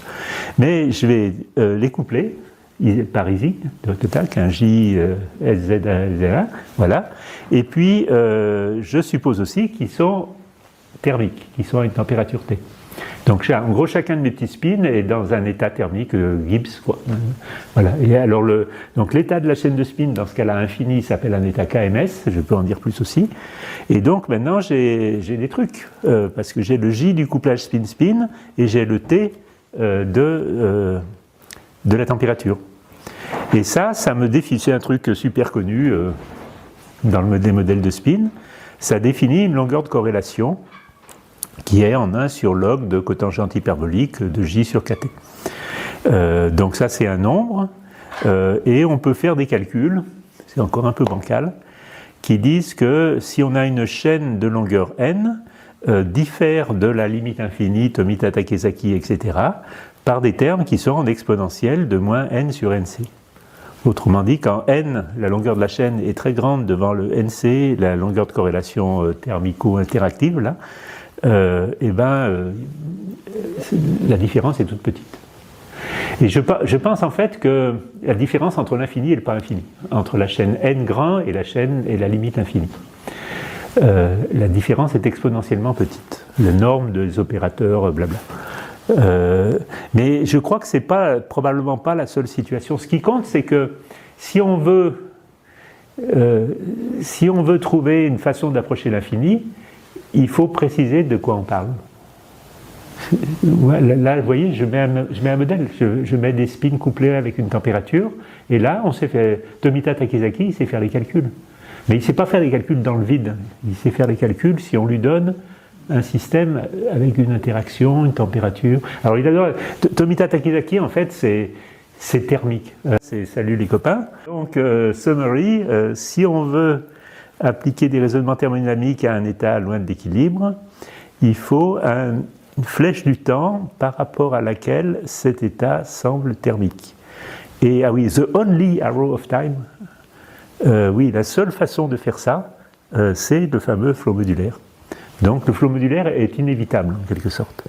Si on veut décrire thermodynamiquement un état loin d'équilibre, donc dès qu'on veut parler d'entropie et de choses comme ça, bien sûr. Et puis QFT, alors les gens de la gravité quantique s'y sont mis là. Donc il y a notre ami, Monsieur Witten, Ed, publie à l'appel des papiers avec des algèbres d'opérateurs. C'est très simple à lire. Oui. Alors cela, je ne comprends rien de rien. Je ne sais même pas de quoi il parle. Non, il s'intéresse à la thermodynamique de l'intérieur des trous noirs. Enfin voilà, donc pour moi c'est un formalisme mathématique intéressant. Et bon, alors abondamment documenté, mais c'est dur d'y retrouver son chemin, quoi. Mais j'aimerais bien arriver. Je pense que on en avait parlé, Franck. Alors, Roger, il dit, si les gens ont laissé tomber ça il y a 30, enfin dans les années 70, c'est qu'il n'y a rien à en sortir. Je pense pas. Il faut déjà, moi j'aime bien ça parce que ça cadre parfaitement avec mon ontologie. Donc ça me semble sympathique, mais mathématiquement, c'est quand même. Il faudra arriver. Alors, si vous-même êtes expert en algèbre d'opérateurs, vous connaissez des experts en algèbre d'opérateurs, je cherche des collaborateurs. Bon, Mathias, il fait pas que ça. Il y en a un dans le coin. J'ai regardé, mais je suis allé voir leur papier. La plupart du temps, c'est des matheux qui font des maths. Et donc, si je vais voir un matheux je suis ignare en mathématiques, moi. Enfin, pas complètement, mais voilà. En Suisse, il ne reste pas des gens qui ont continué l'école de Jung, des choses comme ça, non? Alors, il y a un peu, mais j'ai découvert toute une bande. Il y a un nommé Pillet qui est à Toulon, qui fait pas mal de trucs. Ça vous dit quelque chose? un Pillet. Alors j'ai demandé à Pillet si c'était dans. Je connais bien Pierre Pillet, qui est Jean-Damien Pillet, son fils, qui est Alix. J'ai demandé à Jean-Damien, est-ce que c'est ton tonton? Il ne m'a pas répondu. Et puis il y a aussi des Japonais. Il y a une dame japonaise qui a eu le prix Poincaré. Donc elle doit passer. Hein? Ouais. Et puis il y a notre ami. Alain Cohn? Non, le japonais, le professeur. Ah, Ozawa, oui, alors il y a un autre truc que je ne vous ai pas dit, c'est que dans tous ces machins, j'ai beaucoup travaillé avec Copilot, ou ChatGPT si vous préférez. Et c'est rigolo, hein, je m'en méfie beaucoup. Alors c'est une source d'information fantastique, mais des fois il dit des grosses bêtises. Alors quand il dit des grosses bêtises sur un truc que tu connais, tu la vois tout de suite, la grosse bêtise. Mais après, quand il te raconte des trucs que tu connais pas, comment tu vérifies que c'est pas des grosses bêtises? Donc il y a un nommé Masanao Ozawa, là, qu'on connaît. Donc je lui ai envoyé quelques extraits de Copilot. Il n'a pas aimé. Il m'a dit, de toute façon, c'est que des mots, il ne comprend rien à ce qu'il fait. Moi aussi, j'ai essayé, c'est de la merde, laisse tomber. Donc, il était très, très remonté contre les LLM. Moi, je veux dire, j'ai du temps pour faire ça. Donc, je pense quand même que si... Il y a ces gros ouvrages, Bratelli, Robinson, Araki, tout ça, c'est des gros bouquins, quoi. Et c'est incompréhensible. Moi, j'ai l'impression qu'il y a des choses intéressantes, mais j'y comprends rien. Donc, il me faut quand même une porte d'entrée. Donc, les LLM, ils me font. Simplement, il ne faut pas. Et ils ont tendance à te baratiner, mais c'est fou, ça. Donc, il ne faut pas se laisser faire. Donc, ça donne un outil de travail, mais il ne faut surtout pas s'exagérer la puissance de cet outil de travail, mais c'est quand même fabuleux quand même, parce qu'il a... Alors, on va peut-être passer aux questions. Oui, voilà, c'est fini, de toute façon. J'ai des questions de compréhension,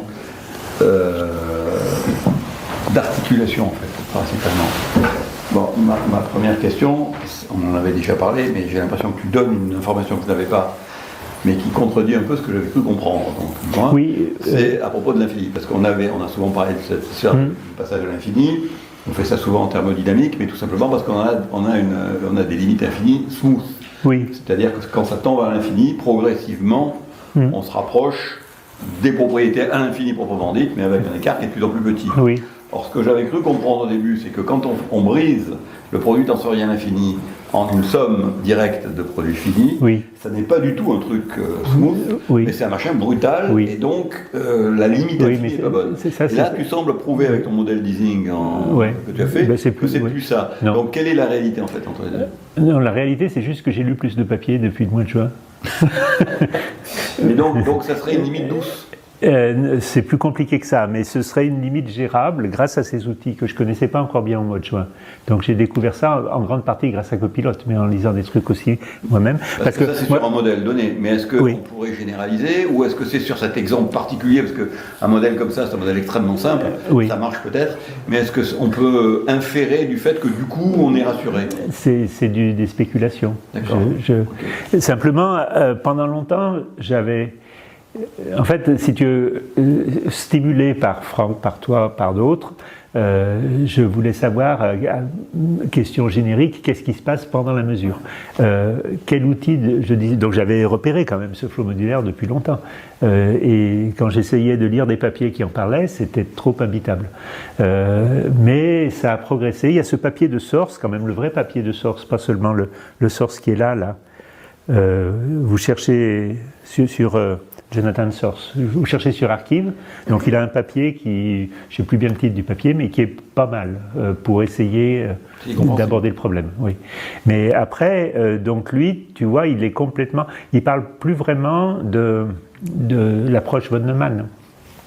Il est directement dans cette approche flow modulaire. Alors justement, ça fait le lien avec ma deuxième question, c'est que, et ça c'est aussi une chose dont on a souvent parlé, mais alors là je suis encore plus perdu, c'est...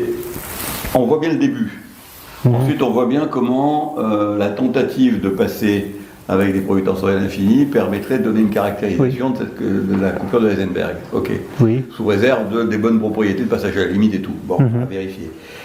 Là où je suis toujours perdu, et encore plus avec ce que tu viens de raconter là, c'est que je ne fais pas du tout le lien entre ces trucs-là et la physique habituelle, quoi. Quelle est la correspondance? C'est-à-dire que même dans ta somme directe, Oui. on ne sait plus très bien, quand on est dans une situation concrète en physique, tu as un système, tu as une mesure. Oui, oui, mais ça, comment tu fais le lien entre quel secteur dans ta décomposition en somme directe par rapport à ton objet particulier? Comment ça se passe? On comprend bien qu'il y a des outils de ce type-là qui ressemblent, mais on a un mal fou à faire. J'ai des calculs complets, je peux te les envoyer. Des calculs de petits modèles, donc tu as un petit modèle QND, tu as ton spin, tu le couples à un autre spin, un ancilla, puis après ton ancilla, tu le recopies sur une chaîne et tu fais tendre la chaîne vers l'infini. J'ai un papier qui calcule tout là. Tu retrouves tes petits après que ton produit tensionnel infini se soit transformé en somme directe? Comment tu réattribues à chaque secteur de ta somme directe l'équivalent de ce qui était au départ? On peut faire la jonction entre von Neumann, ce qu'on disait au mois de juin, et ces trucs-là. Mais ce calcul-là, il est complètement avec le flot modulaire. Je n'ai pas besoin de revenir à von Neumann, en fait. Parce que c'est... Donc tu es capable de dire, avec le flot modulaire, ou ce que ça signifie, parce que j'avoue que je n'ai pas tout compris, tu es capable de dire, ce truc-là, ça correspond à mon appareil, par exemple? Oui. On peut le faire. Ben oui, c'est pas... en fait, le calcul, il ne se passe pas comme ça. Le flot modulaire, donc tu mets par exemple ta chaîne infinie de spin, et puis après tu fais évoluer le truc, et le truc, il fabrique ces espèces d'opérateurs qui sortent de l'espace, et qui sont équivalents à la sectorisation. Mais elle n'apparaît pas exactement dans les mêmes termes que chez von Neumann.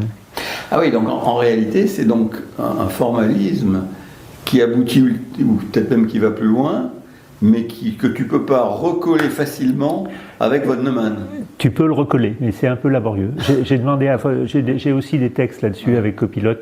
Donc on peut rabouter les deux, mais après, quand on est dans von Neumann, par exemple, j'avais essayé d'écrire un papier où tu partais des secteurs à la von Neumann, tu t'occupes du centre, et puis après de donner une structure au centre avec Koopman, par exemple. Donc ça semblait un peu marcher, mais c'est celui-là que j'ai envoyé à Osawa qui m'a complètement dézingué. Donc après, j'ai continué à creuser et ça a basculé progressivement vers le flot modulaire qui de toute façon est beaucoup plus documenté. Mais donc il n'y a pas de lien entre les deux? Comment tu fais il y a un lien, mais je t'enverrai le truc si tu veux. Ouais, je veux bien, parce que du coup ça veut dire que dans ton approche aujourd'hui, tu réfléchis plus sur les flots modulaires, que tu as abandonné les produits tensoriels infinis à la von Neumann. Non, parce que c'est toujours des produits tensoriels infinis, mais ils sont pas exploités de la même façon. En fait, tu as plus tendance à travailler dans un secteur.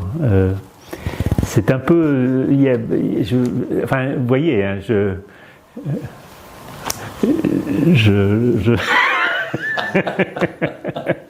Oui, c'est pas trivial. Non, c'est pas trivial, et j'ai pas les réponses, mais je pense que ces réponses existent. C'est simplement que je les ai pas encore, parce que c'est trop noyé dans des maths. Et j'aimerais bien, je veux dire... alors, Copilote est un interlocuteur, mais c'est un interlocuteur far from perfect. Oui. Donc, mais par contre, tu vois, c'est une source d'information. Mais après, il faut que tu vérifies, il faut que tu croises. Il faut demander, en plus de Copilote, il faut demander aussi à ChatGPT, à Claude. Oui, alors j'ai essayé. 8 oui, mais après, en parallèle, tu vérifies s'ils sont d'accord entre eux. Oui, mais j'ai essayé de faire ça. C'est pratiquement ingérable. Parce que leur façon de s'exprimer est compliquée. Et arriver après à voir...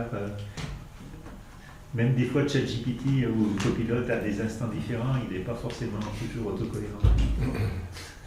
Donc dans les années 80, tu l'as mentionné, tu as mentionné Wilson, je pense, et la dualité entre la température et l'évolution.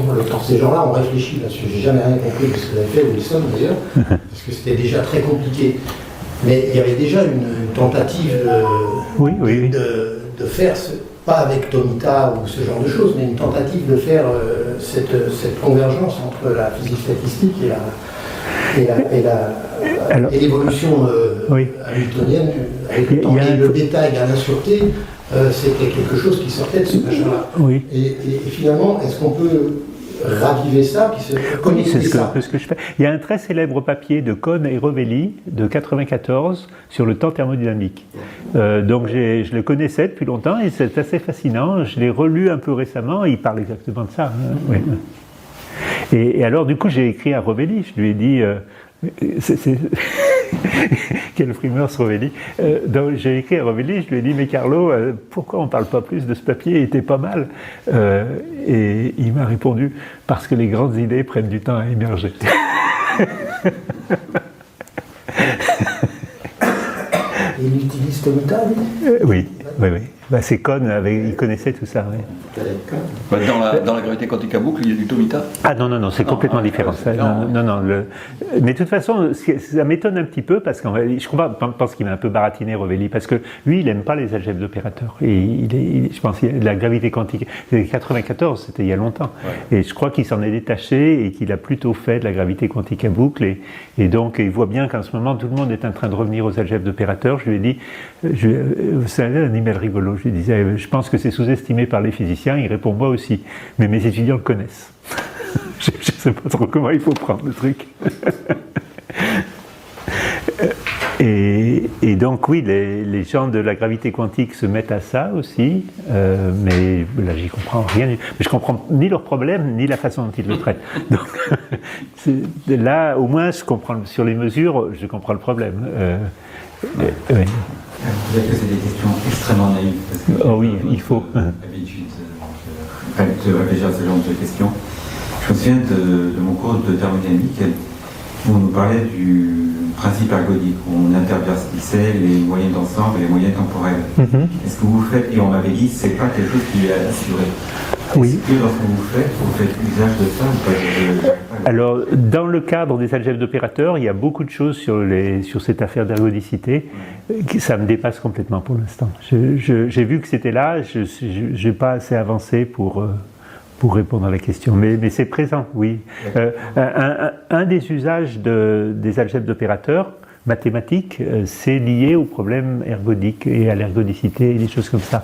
Même, c'est sur Wikipédia, quoi, mais simplement, je ne connais pas, quoi. Et ça revient de manière périodique. Donc pour l'instant, quand il parle d'ergodicité, j'essaye plutôt de me tenir à l'écart, parce que je comprends pas assez, je comprends très bien, enfin, inverser les moyennes d'ensemble et les moyennes temporelles, ça d'accord, mais c'est beaucoup plus compliqué que ça. Du coup, le temps chez vous apparaît comment? C'est ça que je dis. Alors, le temps, c'est le temps, il est là, dans la formule à droite, là, delta IT. Donc, mais c'est un temps modulaire, et ce temps modulaire n'est pas le temps hamiltonien. Mais quand on dit ça, est-ce que ça veut dire que dans les formules, lorsque le temps hamiltonien intervient, il intervient sous forme, mettons, T, oui. Et le temps modulaire, quand il intervient dans des formules équivalentes, il intervient sur 1 sur K. Non, il est multiplié par quelque chose, bêta T. Oui, c'est ça. Oui. C'est-à-dire que dans les formules, au lieu du T, on a un bêta T. Oui, alors fais attention au T. Le T, c'est pas la température. Quand on dit... Le temps, oui, effectivement, le temps du flot modulaire... Alors, tu vois, le flot modulaire, le petit oméga, là, c'est l'état. Ouais. Donc, le flot modulaire dépend de l'état. Donc, mettons-nous dans un état KMS, parce que c'est l'état thermique standard. Et dans un état KMS, on peut reconstruire des machins, et on voit que T multiplié devient bêta T. Donc, il y a un temps thermodynamique qui n'est pas le temps hamiltonien. Et je te dis, je répète des trucs que j'ai lus. Je ne sais pas bien en dire plus, mais c'est très fortement lié à ce vieux papier Cohn-Rovelli, parce que c'est exactement ce qu'il disait, Cohn-Rovelli. C'est que le temps linéaire hamiltonien dont on a l'habitude, dans ce cadre-là, il s'écoule plus pareil. Puis, sans aller prendre tous les articles, je me suis chamaillé avec Copilote aussi, parce que dans plein d'articles mathématiques, ils prennent bêta égale moins 1. Alors, du coup, tu vois plus rien. Bêta égale moins 1, moi, non, bêta pour moi c'est 1 sur kt, quoi. Alors moins 1, non, ça va pas. Donc je lui ai dit à Copilote, la conclusion de la discussion, c'était que de toute façon, pour les mathématiciens, ça n'a aucune importance. Ça ne les gêne pas de prendre bêta égale moins 1. Mais après, quand on veut se raccrocher à des idées un peu physiques, ça complique les choses. Parce que tu vois, si le temps... parler d'irréversibilité, en plus, si tu joues avec le sens du temps, je ne sais même plus ce que ça veut dire. Donc c'est un peu difficile. Alors ça, je pense que c'est vrai, hein, parce que moi je l'ai constaté, et Copilote m'a aussi fait un petit bilan. Les notations sont complètement fluctuantes. Alors, pour les experts s'y retrouvent tout de suite. Il dit, ok, lui il prend bêta égale 1, lui il prend bêta égale moins 1. Pourquoi ils font ça? Parce que ça les amuse. Et puis après, si tu ne connais rien, tu es complètement largué. Enfin, ce qui est important, à un certain moment, c'est le prolongement analytique. Oui. Ça, oui. Réel au complexe. Oui. Donc c'est basé sur... C'est ça qui fait émerger des quantités de oui. structures. Alors c'est tous les transparents que j'ai sautés ici, là, tu vois, c'est... Oui. Mais là, il y a 10 transparences sur la fameuse le prolongement analytique. Donc... on transforme le temps en i-temps. Et donc après, il y a plein d'analyses complexes, en fait. Oui. Mais là, quand même, il y a un saut au niveau intuitif. Moi, j'ai un peu de mal, là.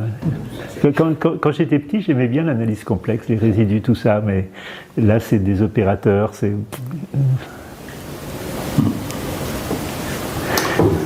Oui. Je vais vous poser une autre question. Vous avez dit quelque chose à un moment qui m'intéresse à propos du contexte que vous avez introduit. Vous avez dit que ça peut être interprété comme quelque chose de non local. Et après, vous avez dit, mais malgré tout, il n'y a pas de problème avec la relativité. Oui. Est-ce que vous pouvez expliquer pourquoi? Oui, mais ça, c'est cet article-là. Hop. Ah non, alors attendez, peut-être que je l'ai mis là, dans ma longue liste d'articles à la fin. Voilà, celui qui s'appelle An Overview on Bell Theorem. Donc il est sur Archive et il est dans Entropie aussi. L'article est au milieu, là. Au milieu, d'accord. Donc Contextual Influence on Locality and the Completeness of Quantum Mechanics. Donc ça c'est quelque chose que j'ai beaucoup discuté avec Franck, qui n'est pas complètement d'accord, mais on peut... Donc c'est basé sur une présentation des inégalités de Bell d'un nommé Jarrett, qui était dans les années 80, ça a été discuté par Shimoni aussi. Donc on peut dire en gros qu'il y a deux hypothèses dans les inégalités de Bell qui ne sont pas vraiment les hypothèses habituelles. Une hypothèse, c'est ce que j'appelle la localité élémentaire. C'est quand on fait un truc d'un côté, ça n'agit pas de l'autre côté. Donc ça reste toujours vrai. Et une autre hypothèse que j'appelle l'incomplétude prédictive, qui est le fait... Alors, vous voulez que j'essaye de l'expliquer Dans les inégalités de Bell, il y a l'idée que si on connaît le système, on connaît tout ce qui va se passer dans la suite. C'est un peu mon petit dessin de tout à l'heure. Mais si on connaît Psi, on ne connaît pas tout ce qui va se passer, parce qu'il faut donner le contexte. Sinon, on ne connaît pas les autres alternatives. Donc si on utilise cette incomplétude prédictive de Psi, on peut violer les inégalités de Bell, ou plutôt montrer qu'on ne peut pas les démontrer, en restant dans un cadre qui est complètement local. Pour moi. Mais Franck, il dit, c'est quand même pas local. Mais après, je pense que c'est des problèmes de comment on voit la localité ou non-localité. En tout cas, on est d'accord, Franck et moi, qu'il n'y a pas d'action instantanée à distance, qu'on ne viole pas la relativité, que voilà. Ce qui n'est pas forcément vrai pour les Bohmiens, par exemple. Moi, je pense qu'un Bohmien sincère devrait admettre qu'il faut remettre en question la relativité restreinte. Oui, ils le font. Bon, voilà. Pas tous, mais bon, enfin, ok. Disons, les Bohmiens honnêtes admettent qu'il faut remettre en compte. Et ça, je ne veux pas le faire. C'est déjà assez compliqué comme ça. Donc, je garde la relativité restreinte. Et par contre, cette incomplétude prédictive, le fait que Psi est incomplet malgré tout. Donc voilà. Mais la non-localité, on peut en parler facilement, interprétant comme on veut, quand il y a une paire de particules. Oui. Mais là où je suis un peu gêné, c'est quand on parle de non-localité sur un seul système. Qu'est-ce que ça veut dire ? Qui parle de non-localité sur un seul système ? J'ai cru comprendre que ce que tu disais, c'était que ton incomplétude... Oui. Bon, tout à l'heure, tu l'as présenté comme entraînant qui concerne un seul système. L'incomplétude, c'est sur un seul système parce qu'il faut le contexte. Et l'incomplétude d'un seul système, avec lequel nous sommes d'accord, ça signifie que si tu n'as pas précisé ce que tu vas mesurer, tu ne peux rien dire. Je ne vois pas en quoi ça, c'est lié à la non-localité. Alors, je t'explique. Donc, on a l'état singulier habituel, Alice et Bob. Ah non, mais tu en as deux, là. Non, c'est un seul état. Attends, je ne comprends pas, un seul psi. L'état singulier, c'est un seul psi. Ah non, mais attends, tu prends un état singulier. Mais je parle d'un état sur un seul photon, par exemple. Ah ben non, sur un seul photon, on ne peut rien dire. Ah, d'accord. Non, mais ça, je n'avais pas compris. Je crois que tu parlais de la non-localité dans le cas d'un seul photon. Hein. Non. Dans le cas non. d'un seul photon, un seul qubit, de mon point de vue, c'est classique de toute façon. Parce que tous mes théorèmes, il faut être en dimension au moins 3. Oui, et avec un seul qubit, un seul photon, un seul spin, il y a des modèles de Clauser, de Bell, voilà, c'est en gros des sphères de blocs améliorées, quoi. Donc si on a un seul spin, la plupart des théorèmes les no-go, comme on dit, ne fonctionnent pas. Donc on est d'accord que l'incomplétude, qui est vraie aussi pour un seul spin, n'implique pas une non-localité du tout. Non, mais par contre, non-localité sur un seul spin. Par contre, dans une expérience de Bell, j'utilise l'incomplétude prédictive pour faire apparaître une espèce de non-localité qui est essentiellement le fait que, étant donné Psi, quand Alice apprend quelque chose, elle apprend quelque chose qui n'était pas dans Psi. Et ce quelque chose lui dit quelque chose, lui apprend des choses sur ce qui va se passer loin, mais sous la forme d'une inférence. Il n'y a pas d'influence, c'est une inférence. Tu as bien défini la réalité physique de ton photon polarisé par le fait que c'était à la fois le photon et son appareil de préparation qui était à une galaxie de distance. Donc tu as quand même pris quelque chose de non local. Enfin, on ne l'appelle pas non local, mais délocalisé, alors si tu veux bien. Oui, mais bon, on a eu cette discussion 1000 fois. Si tu veux. Allez. Il me semble le plus cruellement manquer à toute cette affaire, c'est comme je l'ai dit, c'est l'aiguillage. Si tu veux, on voit bien qu'on a un système qui suit sa voie au départ et qui est qu'on peut décrire simplement par les algèbres de type 1, etc. Et puis on voit à l'autre bout qu'on va arriver avec une guerre de triage sur des bois qui sont sectorisés et qui ne se parlent pas. Mais je voudrais beaucoup avoir ce qui se passe, quel est l'aiguillage et pourquoi j'arrive sur un bois et pas sur un autre. Ah ben non, ça on peut pas, hein. Ça c'est impossible. Et je pense que le flou modulaire ne fera pas ça. Donc. Ah non. Donc oui, ça c'est le problème. Alors oui, le problème de Franck, c'est que Franck aimerait bien trouver un mécanisme qui envoie sur une voie plutôt que sur l'autre. Tandis que moi, tout ce que je fais, mais depuis le début, depuis le CSM, c'est probabiliste. Je veux bien qu'elle dit que ça n'arrête pas, qu'elle continue depuis le début jusqu'à la fin. Il n'y a pas un no man's land entre les deux. Il n'y a pas de no man's land, il y a ce principe de quantification. Dans mon deuxième postulat, là, je vous ai dit, faites gaffe, la quantification, c'est ça qui est important. Parce que la quantification impose les probabilités. Tu as un indéterminisme essentiel. Tu as un indéterminisme essentiel, oui. Sinon évidemment, tu te retrouves, tu te prends les pieds dans le tapis. Donc après, oui, c'est la fameuse mise à jour aussi. Donc, ce que je calcule, c'est que des probabilités. Et puis après, une fois que j'ai classicisé, en quelque sorte, j'ai un transparent d'ailleurs là-dessus qui... Voilà, celui-là, tu vois. Donc c'est ça le truc. Donc ça c'est simple. Hein. Donc j'ai mon système type 1, je peux l'intriquer avec des ancillas, et puis j'ai le cut, et j'ai le contexte de l'autre côté, type 3, voilà. Et après, une mesure générique, c'est que je pars de mon système tensoriel un contexte, qui est un gros machin horrible. Là, il y a le coupling, là c'est le gros truc que je ne sais pas bien décrire, mais ça il est clair que ce que prépare le flot modulaire, alors là il n'y a aucun doute, c'est ce qui est écrit ici. C'est-à-dire c'est une distribution statistique avec des probabilités PJ, des résultats possibles dans le nouveau contexte. Et les PJ, tu les as avec Gleason, donc il n'y a même rien à savoir. Oui, d'accord, mais la décohérence habituelle, elle fait ça aussi. Elle fait ça aussi, FAP, oui. Elle fait ça, FAP, c'est-à-dire tu passes par une trace partielle. Tandis qu'avec les algèbres, c'est pas une trace partielle, c'est mathématiquement exact, tu obtiens ça. Tu n'as pas le choix, c'est intrinsèque, comme dit Copilote. Et puis après, tu fais la mise à jour, bien sûr, parce qu'une fois que tu as ça, comme c'est devenu classique, une distribution de probabilité classique, ben, tu regardes ce que tu as et tu te retrouves avec, tu es passé de l'état de départ à l'état final, c'est ce qu'on disait tout à l'heure, la mesure reprépare. Ce qui veut dire qu'on est d'accord là-dessus, parce qu'on en a déjà parlé, tu ne résous pas le problème de la mesure. Écoute, comme tu veux, hein, moi je... Non, parce que c'est comme la décohérence, comme dit Franck. Non, c'est pas la décohérence. Non, mais c'est pas, ça ne résout pas plus le problème de la mesure que la décohérence. C'est-à-dire qu'à un moment donné... Je ne me permets pas du tout d'accord, mais bon, ça c'est... ok. Avec quoi? Avec le fait que... Que ça ne résout pas plus que la décohérence. C'est pas du tout la même idée. Il y a le coupling, là. Jamais personne ne l'a prouvé aujourd'hui. D'un point de vue, ça, le coupling, on passe à ça. Ben c'est Tomita Personne ne l'a prouvé mathématiquement. Takezaki. Voilà, Oui. Donc c'est quand même un plus. Ah bon, Oui. Après, c'est des mathématiques invitables. Non, mais la fin, là, ton updating, c'est le même que celui de la décohérence. Ah bah le updating, oui. C'est le même. Et donc, le problème de la mesure, il est dans le updating.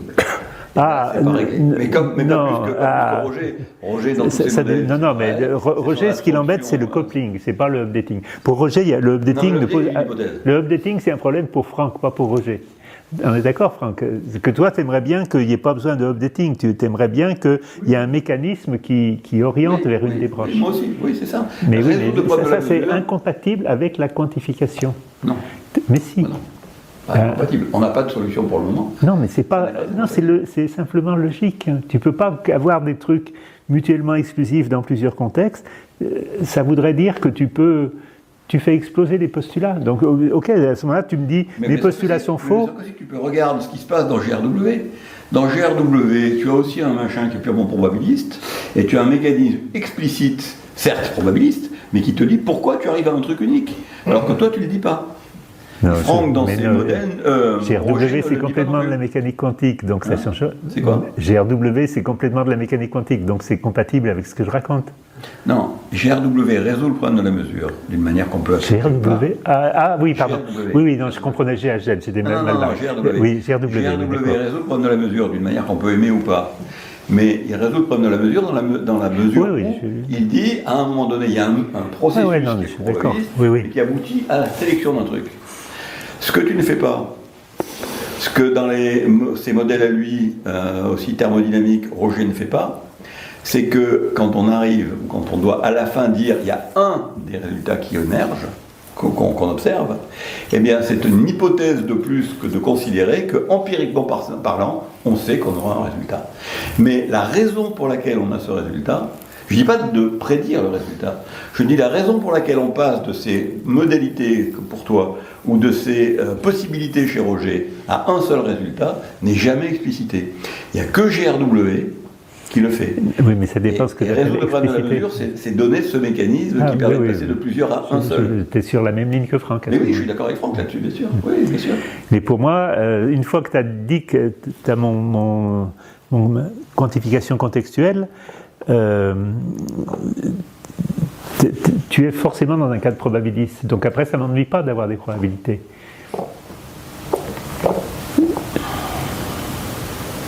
Ça suffit pas de dire ça. J'ai eu cette discussion avec un gars là qui voulait absolument que derrière les probabilités, qu'il y ait quelque chose sous la probabilité du résultat. Quand tu parles de probabilité de lancer un dé, tu as des probabilités. Mais oui, mais c'est justement pas cette probabilité. Et le lancer du dé qui s'arrête à un moment donné, c'est un processus physique qui aboutit à avoir sélectionné une valeur. Dans GRW, tu as une probabilité que le mécanisme qu'on ne connaît pas, mais qui est comme ça, fait qu'à un moment donné, il y a un truc qui sort. Je comprends ce que tu dis, Hervé. Simplement, c'est pas parce que tu as une probabilité. Moi, ce que je dis, c'est que la mécanique quantique ne fonctionne pas comme ça. Bah, c'est ce qu'on essaie de résoudre dans le problème de la mesure et que personne ne résout. Mais c'est quand même le problème que tout le monde essaie de résoudre. C'est pas comme ça que j'essaye de le résoudre.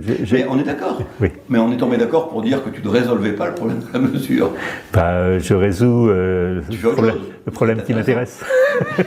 Mais le problème de la mesure n'est pas réglé. Pas dans ton sens ou au sens de Franck, je suis d'accord. Je réponds pas à la question que pose Franck. Franck, il me demande, mais qu'est-ce qui fait que ça va ici ou là? Je dis, non, il n'y a rien qui fait que ça va ici ou là, il y a simplement qu'on a des probabilités que ça aille ici ou là, et puis une fois que c'est allé, on constate ce qui s'est passé. Parce que comme j'ai un univers macroscopique unique, et forcément dans cet univers macroscopique unique, comme il doit se passer quelque chose, c'est aussi dans mes postulats, il se passe quelque chose, on sait calculer la probabilité de ce quelque chose, et mettre à jour en fonction de ce qu'on observe.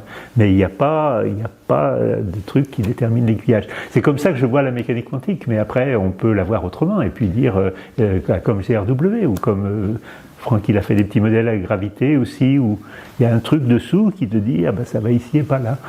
Mais c'est pas ça que je fais. Donc, mais ça, on en a parlé 1000 fois, Hervé, déjà. Mais j'ai pas l'impression de ne rien faire, néanmoins. Non, mais c'est pas parce qu'on ne fait rien. Bon. Y a-t-il d'autres questions? Bon, eh bien, merci.